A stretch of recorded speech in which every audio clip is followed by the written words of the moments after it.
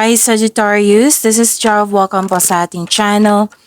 Gamitin ang reading na ito bilang gabayan lamang. Kung naka-resonate kayo, comment down. Tandaan, ito ay general reading. Kunin nyo lang po kung anong naka-resonate sa iyo. This is for you, Sagittarius.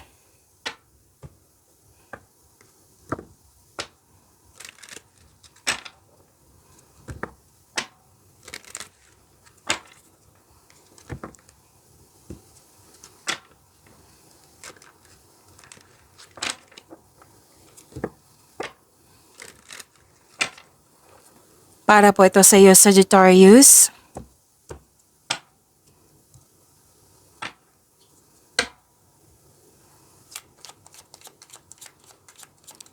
Maraming salamat po sa inyong patuloy na suporta sa mga nag-donate. Sa mga hindi nag-skip ng ads, maraming salamat po. Sa mga hindi pa nag-subscribe, subscribe na po kayo. At click bell notification para malaman nyo na may bago tayong video. Para sa mga gustong magpa-reading, comment po kayo ng personal reading. Again, comment kayo ng personal reading and check my reply sa comment section.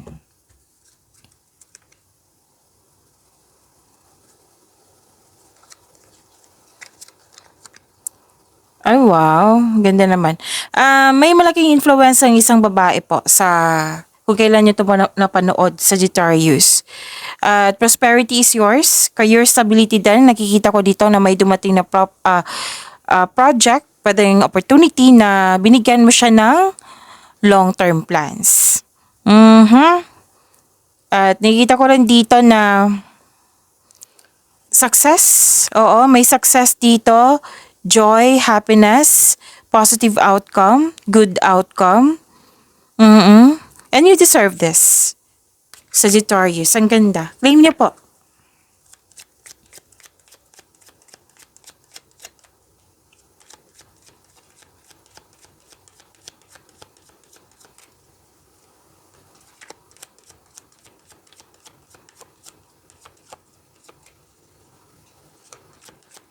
Energy po ni Sagittarius.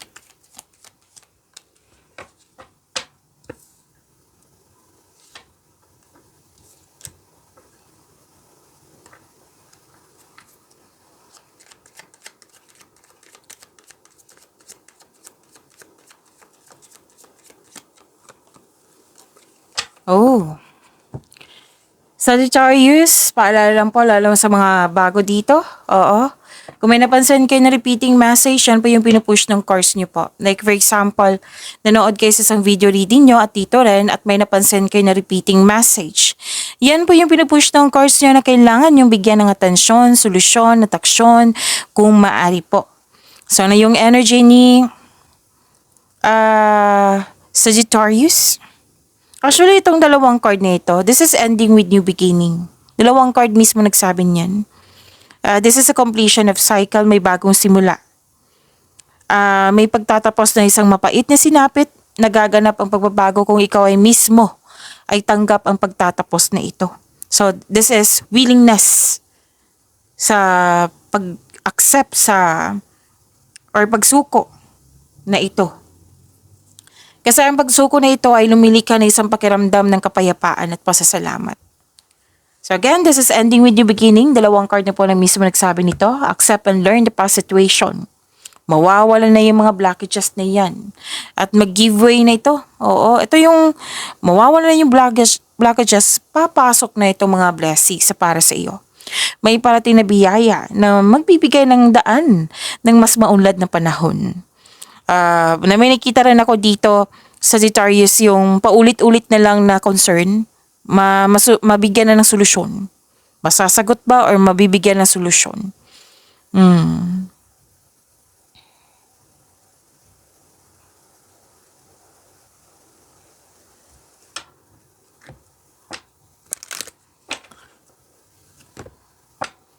This is also freedom. New journey. Oo, kasi new beginning, new journey, courage needed, may potential po. This is a leap of faith. Hindi ka takot sa mga obstacles. Alam mo na nasa right path ka. Kasi marunong ka magkinig sa iyong intuition at may dala-dala kang mga experience sa buhay. Okay? At mag-ingat lang po sa paggawa ng desisyon kasi ito din yung makatulong sa pagpalakas ng inyong confidence. And kung may tampuhan kayo the other day sa isang tao, magiging okay din ang lahat. Basta mag-usap at magpatawad. So kung lalabas kayo sa comfort zone nyo, so sabi ng card dito may potential kasi sa labas ng comfort zone may success. Oh, may nakita nga akong magkakaroon ng financial growth.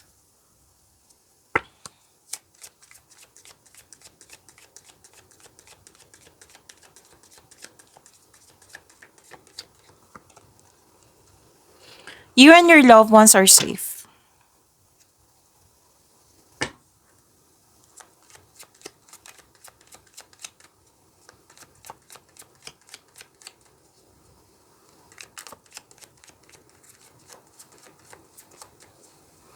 Career and money po ni Sagittarius. Ooh.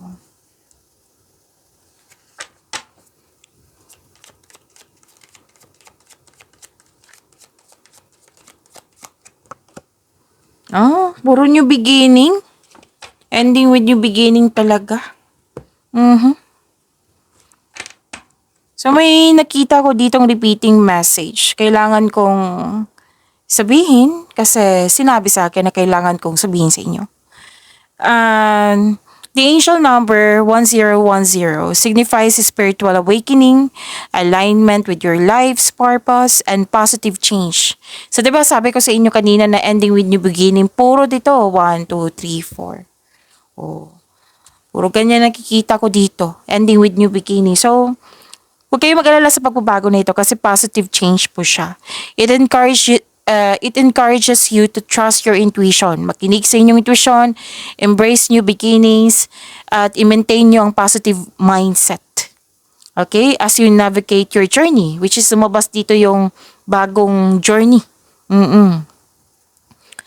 So, yun, spiritual growth and awakening, alignment with your life purpose, yung sabi ko kanina, positive change at sa new beginnings nyo po. Parang new opportunities to or fresh starts. Kung ano man yan. So it encourages you to embrace new beginnings with courage and enthusiasm. Let go mo na yung paulit-ulit na nangyari. Oo, yung old patterns, yung baggages mo. Embrace growth. Trust your intuition. Maintain nyo po yung positive mindset. Okay? So, ang ganda ng mensahe, di ba?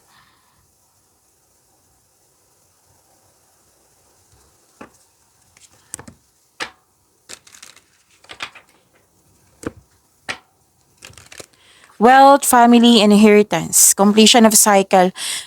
Makakatanggap ka ng mana or pension or retirement o masaganang ani ng buhay. Nag-spend time ka sa grupo ng tao at may plano kayo ng grupo ng tao na magbuo ng negosyo or pwede din supportive sila sa iyo sa inyong mga plano sa buhay. May posibilidad din na bibili ka ng property ngayon.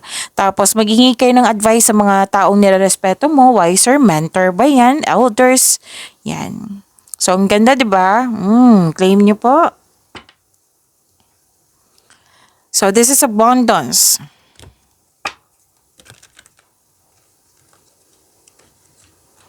May parating na blessings po, gift from the universe, posibleng new job opportunity to or any kind of opportunity, unexpected sum of money. Wow. May promotion, nakikita ko rin dito. Financial growth and stability. Ang ina sa inyo, ready na sa change career that will offer more stability and abundance. Ang ganda naman. So, ang ganda ng bagong simulan nyo, new beginning nyo. Okay? You can fix your finances easily but some sacrifices may be required.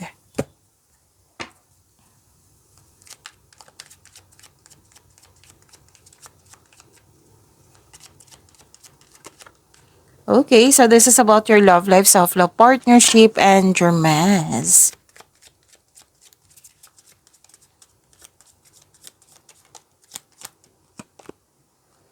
Okay.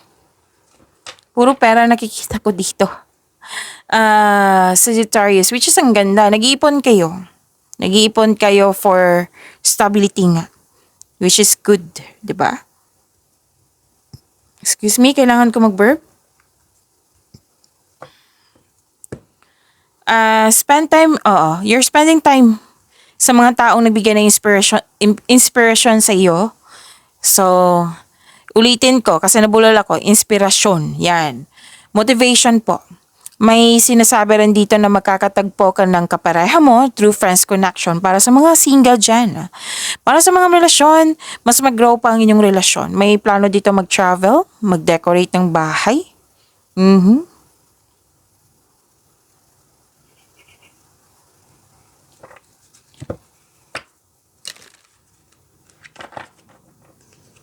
So, building stability pa rin to eh. Dalawang card na po nagsabi dito sa love life nyo, self-love, partnership, and romance. Naghihintay, may sense of stability kayo. Single ka man, may relasyon sa buhay mag-asawa. Basta, ang hard work nyo is para magkaroon ng stability. Mag-iipon din kayo, malaking ipon to, or may specific goal na bilhin, kaya very strict kayo sa ipon. Sacrifice. Sacrifice na naman. Sacrifice din dito. Love may come with sacrifices. Evaluate what you're willing to give up. Pagyamanin niyo po yung blessings na binigay sa inyo. Sagittarius, see you tomorrow. Maraming salamat po.